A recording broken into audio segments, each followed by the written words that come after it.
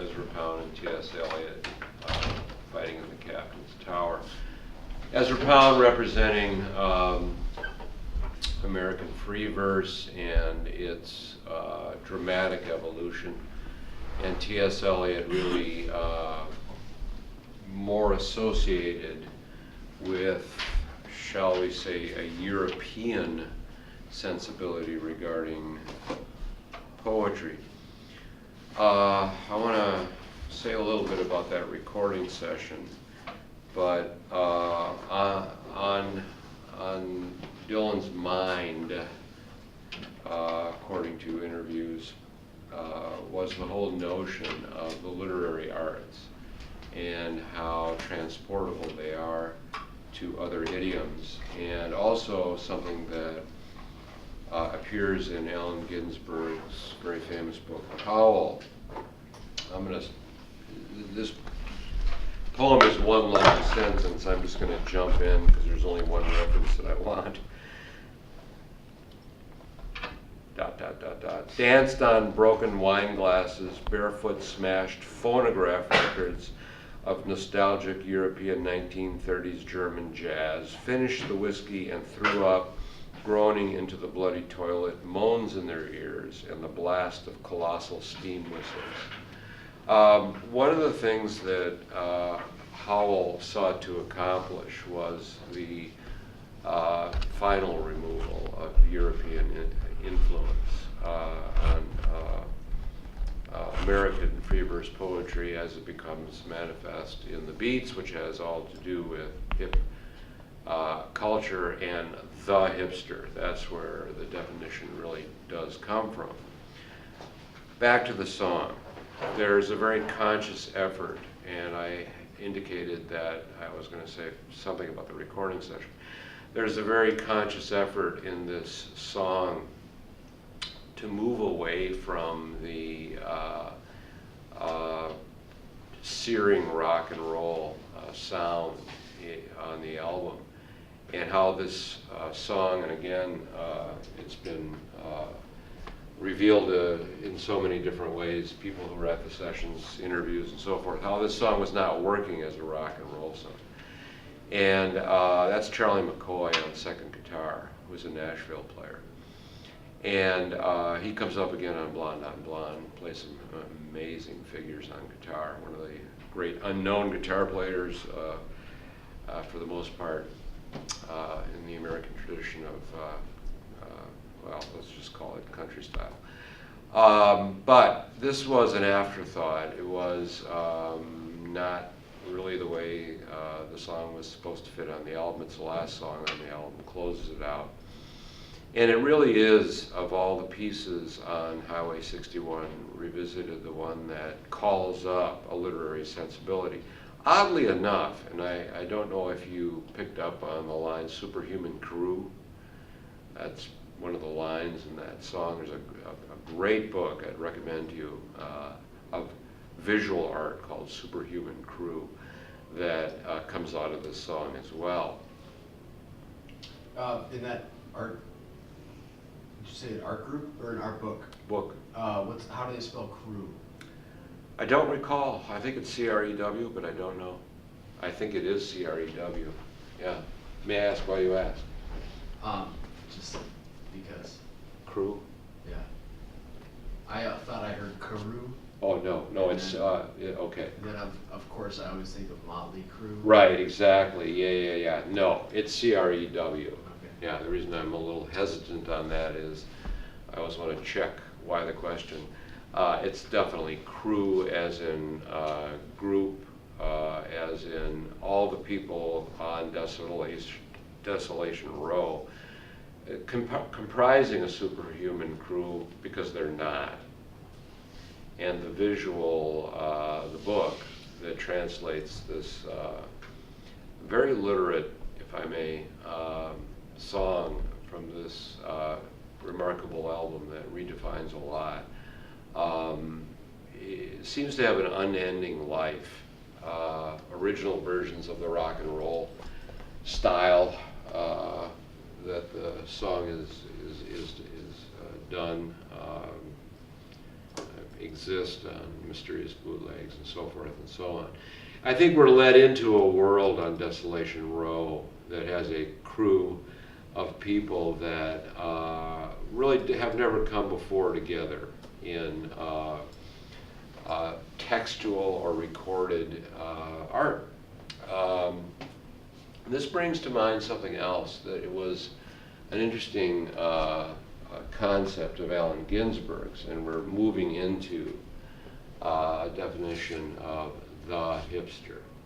One of the things that Allen Ginsberg writes about extensively in Kaddish, which is another very important book regarding hip culture and who this hipster is, has to do with audio hallucinations.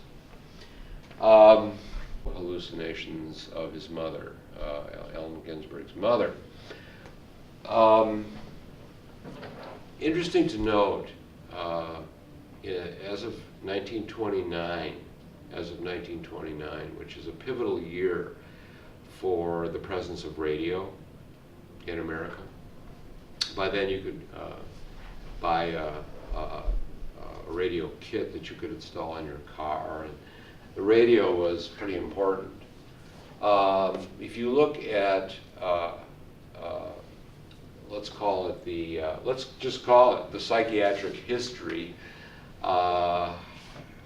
through the 20s and 30s, one of the things that begins to happen unexpectedly in a lot of medical journals is analyses and reports of audio hallucinations far outnumbering any other kind, such as visual and so forth.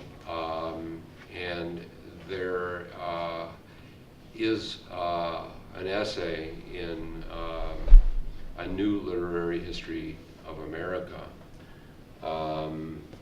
that talks about how the radio really was not only a device that transferred a different, let's just call it a different level of reality throughout America, but that also increased a certain kind of awareness that one sees in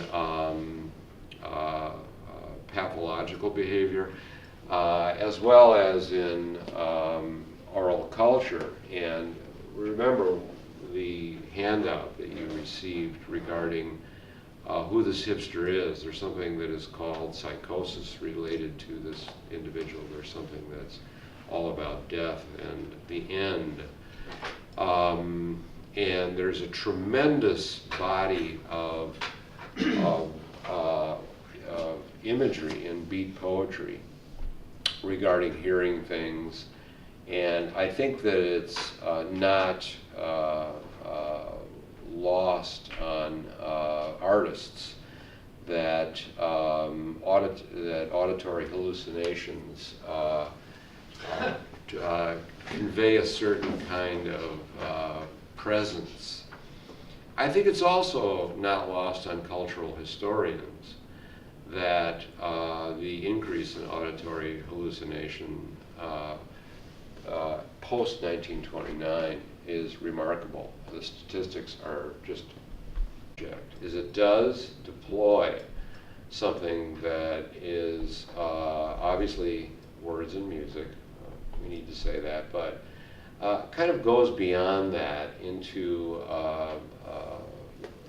almost, I don't want to use the word trance-like state as a result of endless images, but it's something similar to that, although much more complicated.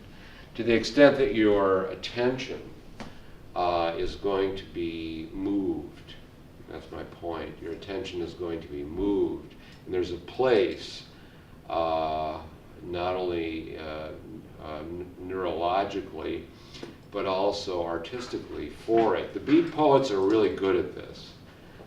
They're really good at hearing things in the environment that they report in their poetry as they slowly shape this mad definition of a member of the superhuman crew who understand, who can see, but especially here, a different way of looking at cultural reality.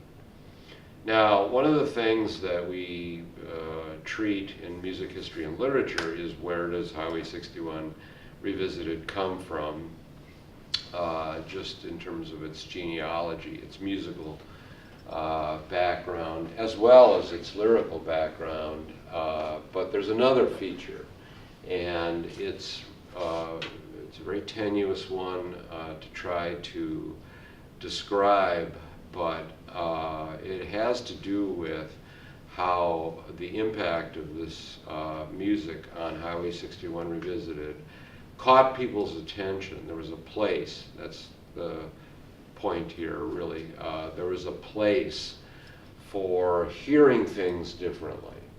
There was a place for hearing things differently on all levels, musically, pathologically, and also literarily. And Highway 61 Revisited just brought it all together and changed oral culture, AURAL culture, completely revolved it in a way that brings in this whole idea of what a hip person is all about. In fact, the liner notes have a lot to do with hip culture and speak of wearing a hip guard and then referring to a person as being very hip guard.